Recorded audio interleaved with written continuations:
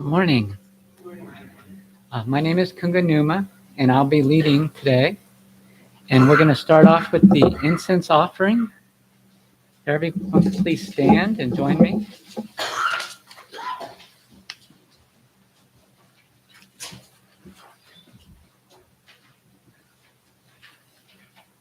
In gratitude, we offer this incense through space and time. To all Buddhas and Bodhisattvas, may it be fragrant as earth herself, reflecting careful efforts, wholehearted awareness, and the fruit of understanding. Slowly ripening, we and all beings be companions of Buddhas or Bodhisattvas. May we awaken from forgetfulness and realize our true home.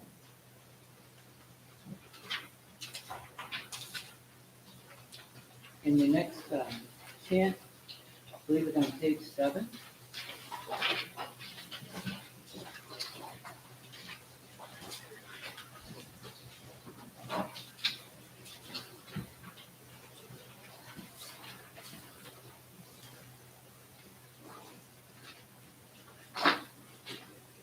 Three refuges.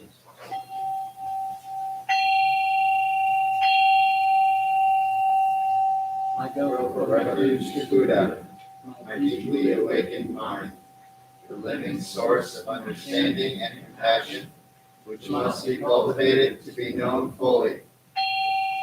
I go for refuge to Dharma, the path of mindful living, leading to healing, joy, and enlightenment, the way to peace, which must be cultivated to be known fully.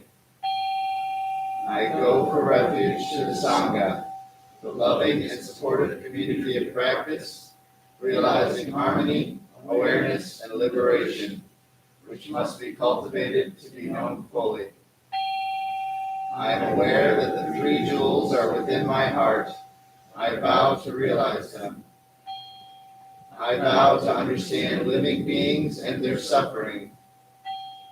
I vow to cultivate loving kindness and compassion and to practice joy and equanimity. I vow to live simply and sanely, content with few possessions, and to keep my body healthy. I vow to let go of worry and anxiety in order to be light and free. I am aware that I owe so much to my parents, teachers, friends, and all beings. I vow to be worthy of their trust, to practice wholeheartedly, so that understanding and compassion will flower, and I can help living beings be free from their suffering. May the Buddha, the Dharma, and the Sangha support my efforts. May the Buddha, the Dharma, and the Sangha support my efforts. May the Buddha, the Dharma, and the Sangha support my efforts.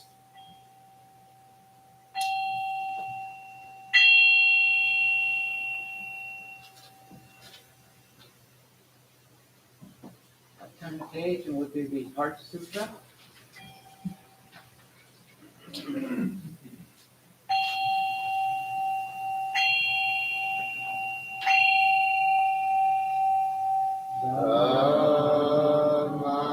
Dhamma Prajna Paramita Hridaya Sutra. The Bodhisattva of great compassion, from the deep practice of prajna, paramita, perceived the emptiness of all five skandhas, and delivered all beings from their suffering. O Shariputra, form is no other than emptiness, emptiness no other than form. Form is emptiness, emptiness form. The same is true of feeling, thought, impulse, and consciousness. O Shariputra, all dharmas are empty. They are not born nor annihilated. They are not defiled nor immaculate. They do not increase nor decrease.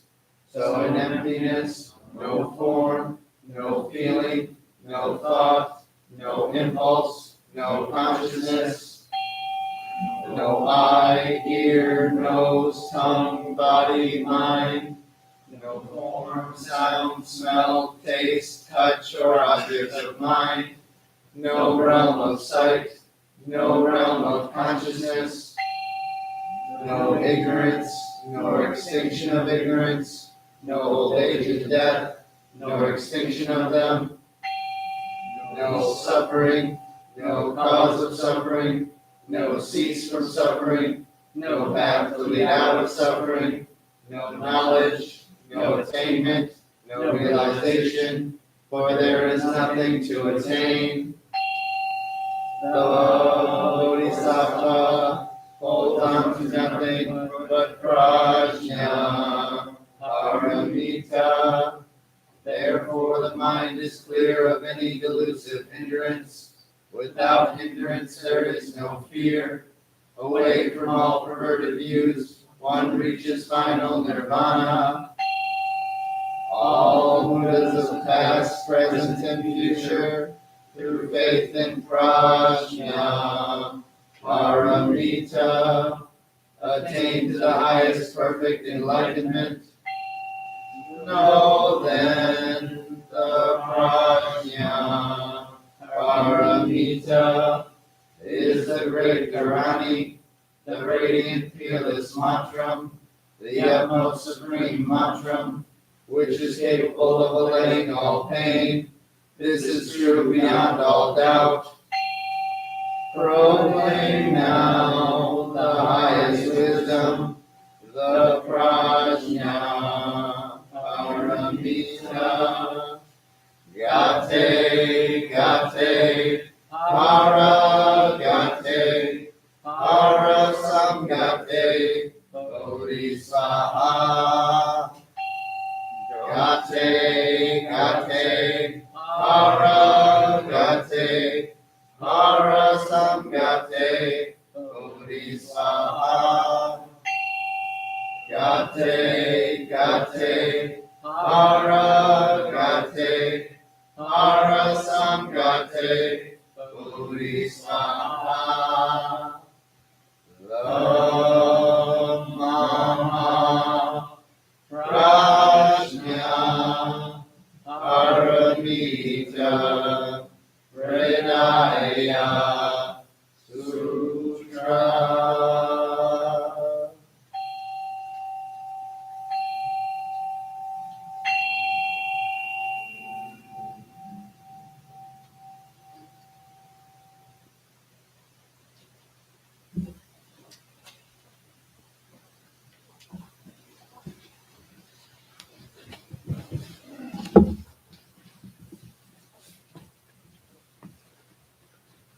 Oh, please sit.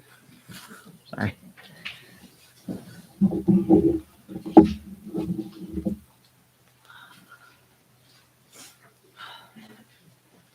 Well, it's really nice to see your faces because I'm usually on Zoom, so all I get to see is Hung Soo. My name is Kunga Nyima. I am one of the Dharma teacher interns here. I live in St. Joe, Michigan, so it's about an hour, 20 minutes to get up here, but I'm really happy. The weather has been nice this winter, and I've been able to get up here a couple of times for these teachings, so thank you so much for the opportunity. Today's talk is going to be called Living the Four Immeasurables.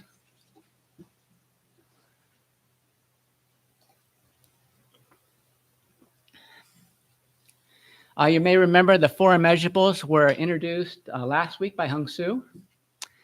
And they are also part of the refuge vows.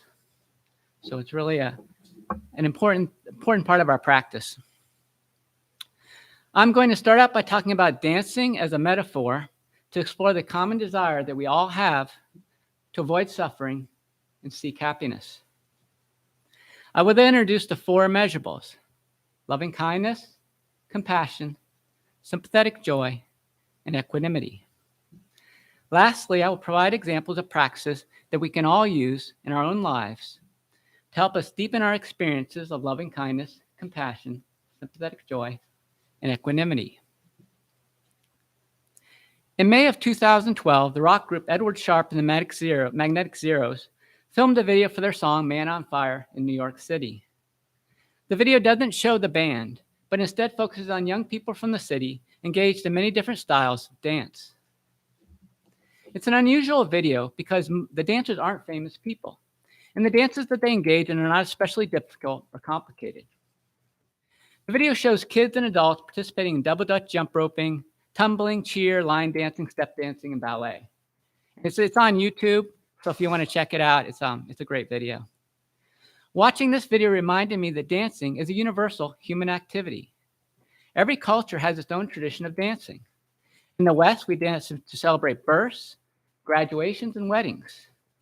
We also dance to express our individuality and as a purely artistic expression.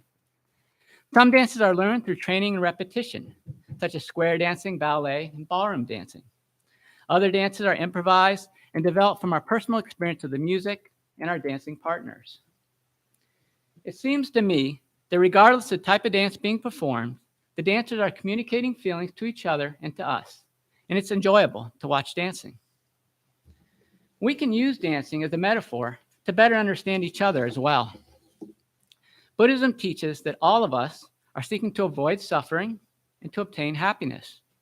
Our dancing, our way of interacting with each other, communicates how are we seeking to achieve these goals.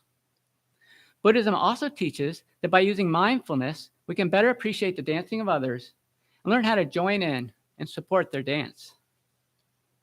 Every person, every family, every community learns and develops their own dance in pursuit of happiness and to avoid suffering. Babies explore their environment as they grow, learning what is pleasurable and what causes pain. Children learn from their adult role models how to get what they want and how to keep from being punished. Adolescents continue this process of internalizing the rules of society as they develop their peer relationships. Adults, while relying on a foundation of learned behaviors, are also challenged throughout their life to adapt to a changing environment as they search for happiness while seeking to avoid suffering. Even communities develop their own unique dances, rules, and laws that are meant to ensure safety and promote the citizens' quality of life. Buddhism, as a spiritual practice, has its own perspective and teachings on the best way to relieve suffering and to achieve happiness. Buddhism tells us that at our core, we are not separate from other living beings, that we are in fact interdependent with them. All of us share the same genetic heritage and can trace our ancestors back to the first single-cell organism that developed on Earth 3.5 billion years ago. All of us depend on the resources of the Earth for our survival. We also depend on each other for emotional, social, economical, and spiritual support. As I stated before, each of us develops our own unique dance in life as we mature, incorporating our experiences into internal rules that guide our movements in our daily life. Even though our dances may vary widely because of our experiences, the underlying motivations of our dance, the underlying beat that drives the music, if you will, is the same: to be free from suffering and to attain happiness. Since we are all interconnected and motivated by the same drives to be free from suffering and attain happiness, Buddhism teaches that the most effective way to meet our goals is to see others as ourselves and put all of our efforts into reducing others' sufferings and supporting others' happiness.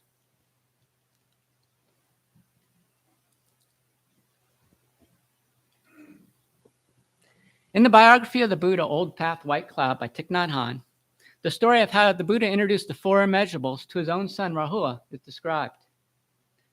The Buddha left on the spiritual path when his son was only an infant. Later, when the Buddha returned home after enlightenment, Rahula joined the Sangha as a young novice monk. One of the first teachings that the Buddha provided to his son, including meditation to develop the four immeasurables: loving kindness, compassion, sympathetic joy, and equanimity. Thich Nhat Hanh poetically rewrote these teachings in the following gatha. And this gatha should be in the chat if you're online, and it's on a little piece of paper up front. So if you're leaving, you can get a copy of it.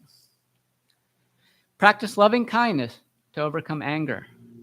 Loving kindness has the capacity to bring happiness to others without demanding anything in return. Practice compassion to overcome cruelty. Compassion has the capacity to remove the suffering of others without requesting anything in return. Practice sympathetic joy to overcome hatred. Sympathetic joy arises when one rejoices in the happiness of others, wishes others well-being and success. Practice equanimity to overcome prejudice. Equanimity is a way of looking at all things openly and equally. This is because that is. That is because this is. Myself and others are not separate. Do not reject one thing only to chase after another. Loving kindness, compassion, sympathetic joy, and equanimity are the skillful qualities that we can all develop further through mindfulness and meditation practice. Development of these qualities helps us to appreciate how the suffering of others is also our own suffering, and the happiness of others is ours to share. Similar to my last Dharma talk, I want to take each of the four immeasurables one at a time and explain it with a few personal examples, showing how these practices can be thought about and actualized in our own life. The first one is the practice of loving kindness. Practice loving kindness to overcome anger. Loving kindness has the capacity to bring happiness to others without demanding anything in return. The practice of loving kindness is one of the main meditation practices that can be used to overcome anger, according to the Buddha. The Buddha usually recommends that we get rid of unwholesome behaviors by identifying and then utilizing the opposite wholesome ones. So the opposite of the unwholesome emotion of anger is a wholesome practice of loving kindness. The goal of this practice is to develop feelings of loving kindness not only for oneself, but also one's family, one's community, and even one's enemies. In my role as a hospice social worker, I spend my workday trying to reduce the suffering and support the happiness of others at the end of life. One of my patients came on services after being recently released from prison. I helped him get his Social Security restarted, start food stamps, sign his brother up as a paid caregiver, pay off his electric bill, purchase a scooter, and even negotiate some court dates. In my work with him, I was constantly reminded that all living beings seek to achieve happiness. Everything that my patient asked me to do for him was to reach one of these goals, was to reach this goal. Despite our very different backgrounds, I could empathize with his wish for happiness because I have the same wish for myself. In hospice, I often come into contact with individuals who are suffering from physical and/or spiritual pain. Sometimes I feel that my hospice team and I have done everything we could, and still the person is unhappy. At these times, I'll often work with loving kindness, also called metta meditation, as an additional means to offer something to promote the happiness of my patient and strengthen my own resolve to be of service to them. One way I do this is to visualize the person who I know is struggling, and then to express a genuine wish for them to receive happiness. Thich Nhat Hanh recommends repeating the following phrases, which I usually personalize to communicate the wish for my patient. May my patient be peaceful, happy, and light in mind and body. May they be safe and free from injury. May they be free from anger, affliction, fear, and anxiety. When I do this metta practice, I repeat the phrase silently to myself while meditating, and at any other times I find myself worrying or thinking about the person. Through this practice of intentionally developing loving kindness in myself, I am better able to cope with the unhappiness I witness at work and also maintain the energy I need to continue serving others. Kind of related to this, one of our Sangha members, Nathan, has a 2 p.m. meditation group Monday through Friday on Zoom. And whenever they do this meditation, at the end of it, they'll do a metta meditation at the end. So, and usually when Nathan provides it, they'll start out with themselves or yourself, and then spread it to people that are close to, strangers, and then even people that you don't get along with maybe, or you might consider enemies. So this information is also on that sheet at the front, and it has Nathan's email on there. So just email Nathan if you're interested, and he'll send you a link, and you can join Monday through Friday at 2 o'clock, whenever you're available.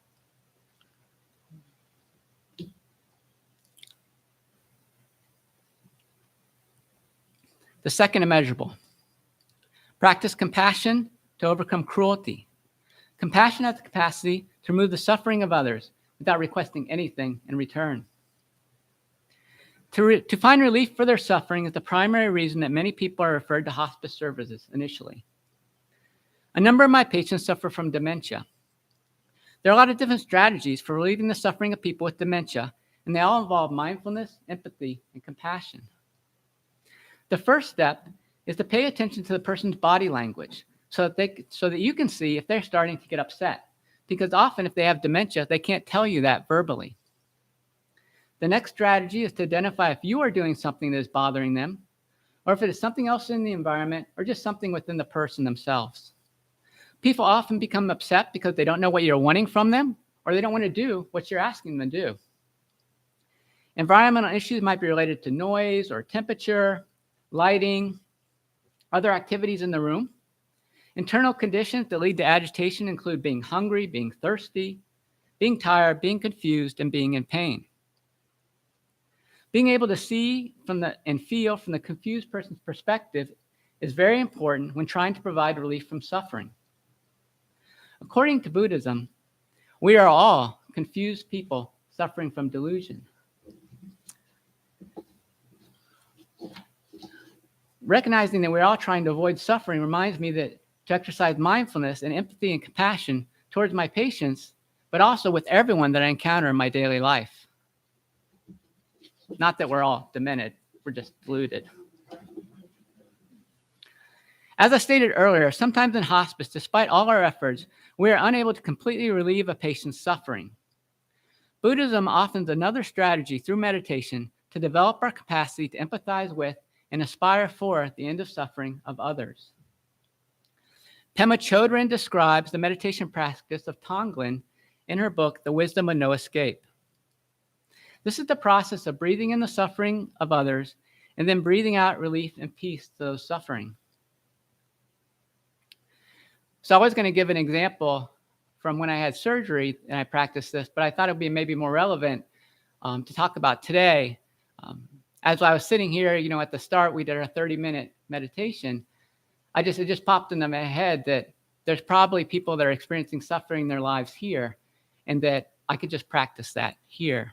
So what that practice involves is, during meditation, thinking about the people, thinking about some person or some group of people that you want to support, and then visualizing them, and then breathing in their suffering into your heart and transforming it and breathing it out as relief from suffering.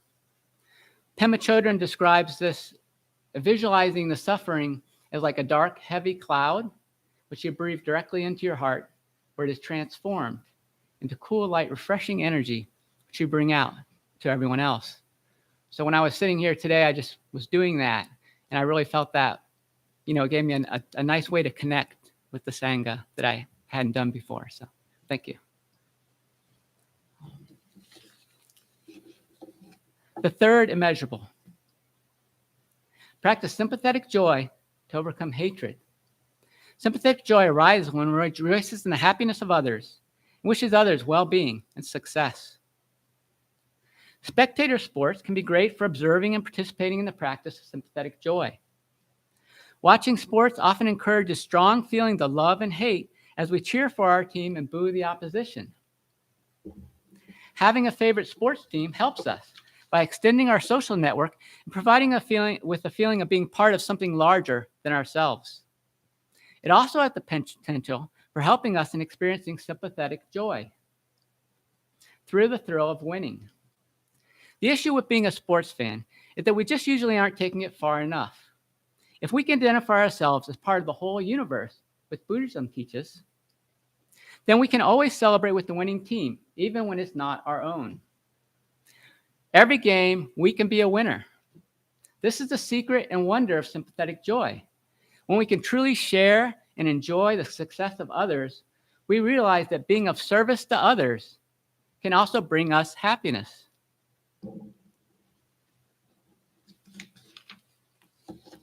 The fourth immeasurable is the ground that supports the other three because it emphasizes identifying our intimate connection with others. Practice equanimity to overcome prejudice. Equanimity is a way of looking at all things openly and equally. This is because that is because this is. Myself and others are not separate. Don't reject one thing only to chase after another.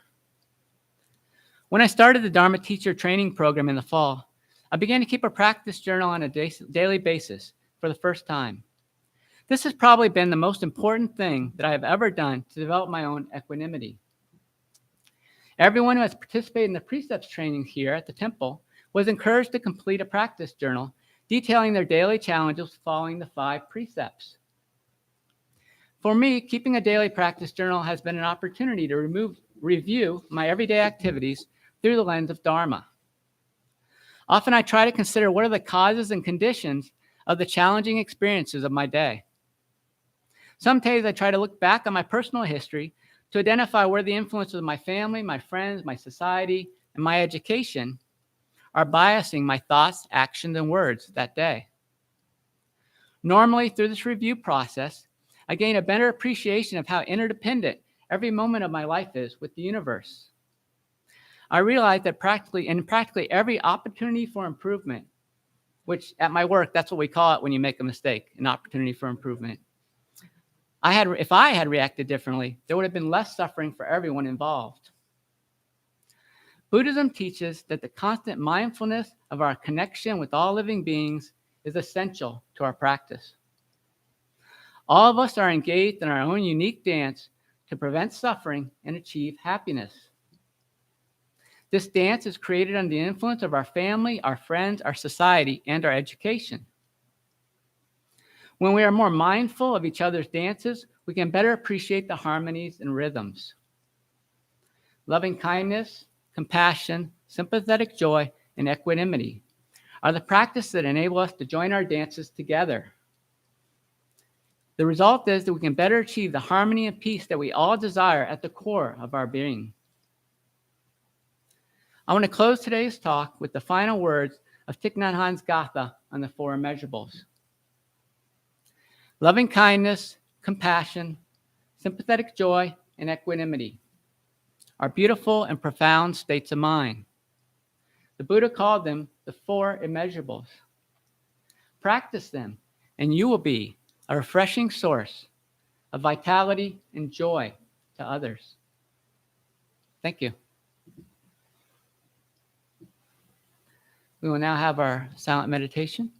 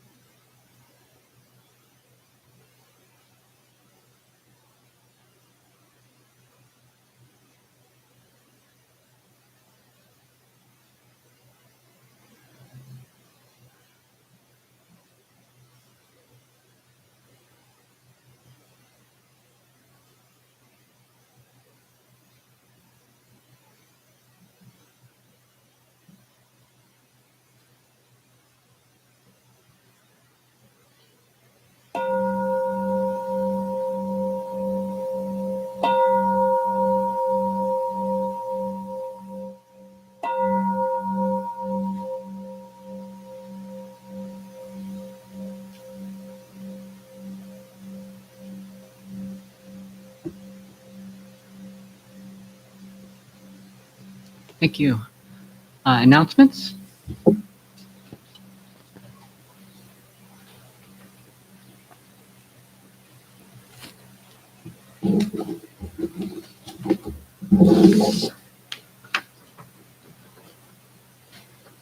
I have some announcements at events that are happening here at the temple. So there's a Dharma Sutra discussion group. 9:35 meditation, 10 a.m. discussion. Meets at the temple on Google Meet. Hung Soo is leading that. What day is that? Thursday. Okay. 2022 Lojong celebrations. These happen on the full moon. They'll be on Friday, March 18th, Saturday, April 16th, Sunday, May 15th, Monday, June 13th, Wednesday, July 13th, and on through the year. It's always on the full moon, and there's always in the newsletter, so check that out. It's from 6:30 to 7:30. Lojong is a 12th century Tibetan practice. Is mind training for compassion. It's done on the full moon to embrace new beginnings, the end of one cycle, and the beginning of another. Grand Rapids Temple board meetings, third Wednesday of each month at 6:30 to 8. Meet at the temple or on Google Meet, and anyone is invited to attend that if they're interested. Buddhist-based recovery meetings, Tuesdays at 7 via Zoom, Wednesdays at 6:30 at the Alano Club, Friday at 10 a.m. at the temple or join via Zoom. And you can contact Yang Su about that, and he can provide a link if you're going to join virtually. And just remember that the temple is open for anyone who is fully vaccinated. Masks are required. If you're feeling unwell for any reason, please don't attend service in person. Anything else? Okay. We will close then with our closing gapas. Oh, I'm sorry. Hung Su has one more.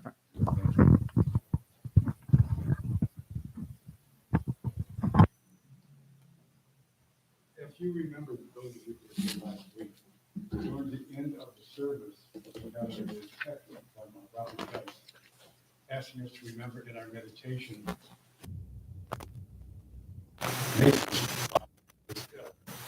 He has since been recovered. But he also asked us to remember in his meditation, in our meditation, his nephew who had passed away. So today I'm going to light 2 candles on the Jizo shrine in honor of the 2 men, the nephew and the father. And also, this will be our offering of the merit of this talk and this meeting for these 2 men.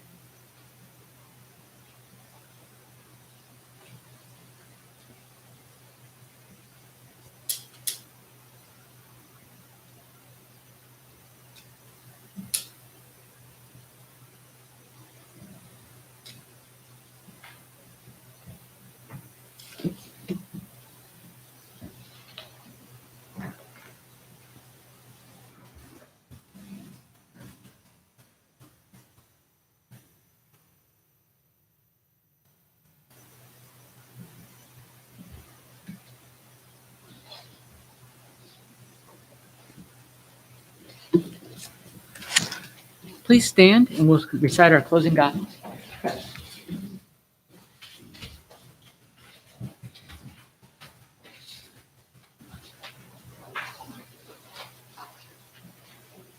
This is on page 9.